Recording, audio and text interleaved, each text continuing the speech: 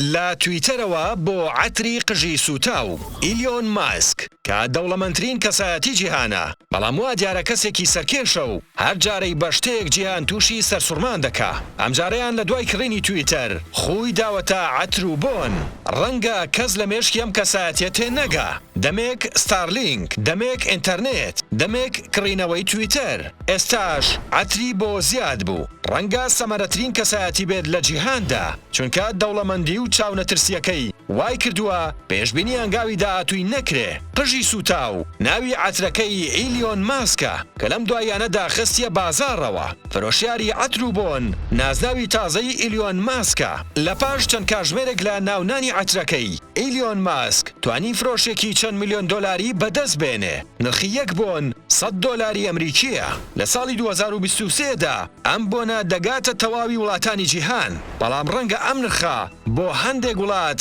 نرخێکی زۆر بێ مەسەلەیەکی کوردی هەیە دەڵێت کە خوا پێیدای پێت ناڵێ کوڕیکێی ئیلیۆن ماسکیش دەست بۆ هەر شتێک دەبا بۆی دەبێتە خێر و بەرەکەت ئایا ئامادەیت ئەم بۆنەی ئیلیۆن ماسک بە $100 بکڕیت؟